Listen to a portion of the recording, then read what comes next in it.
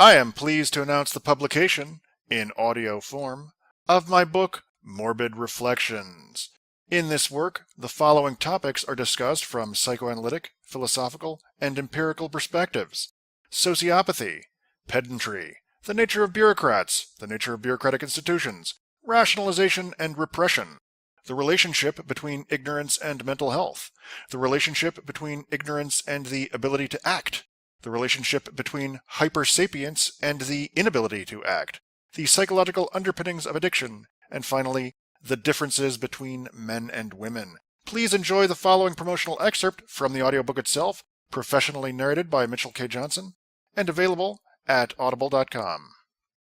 Two kinds of heroin addicts. There are two reasons why people do heroin. 1, to stomp the pain. 2, to fill a void. And there are two kinds of heroin addicts. Type 1 addicts, those who use heroin to stomp the pain. Type 2 addicts, those who use heroin to fill a void. There is hope for Type 1 addicts.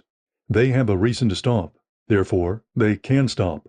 There is no hope for Type 2 addicts. They have no reason to stop. Therefore, they won't stop.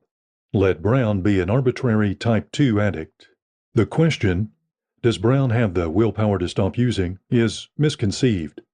By supposition, heroin is the best thing that Brown has. Brown, therefore, has no reason to stop.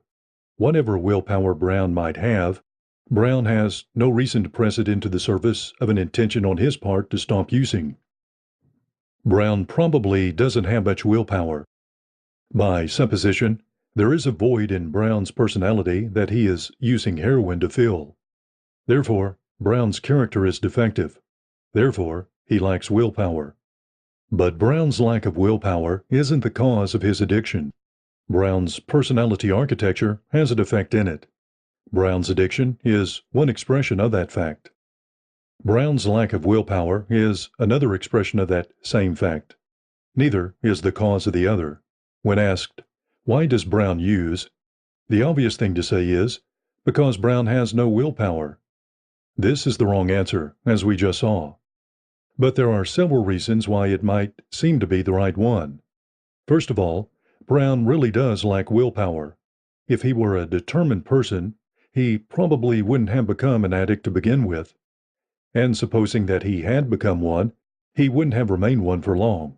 Second, even though Brown's lack of willpower isn't the cause of his addiction or of X's failure to end his addiction, there is a causal relationship between the two. In fact, there are two respects in which they are causally related.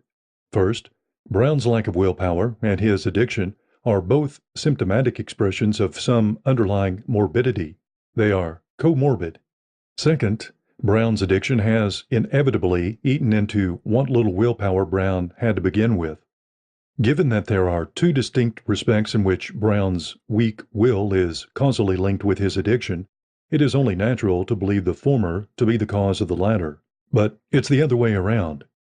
It isn't because Brown has a weak will that he's an addict. It's because he's an addict that he has a weak will. Brown is a Type 2. A Type 2 isn't somebody who can't stop using. A Type 2 is somebody who won't stop using. The reason a Type 2 won't stop using is that he has a good reason to use. And the reason he has a good reason to use is that there is a void in his character which heroin use fills. That void has always been there.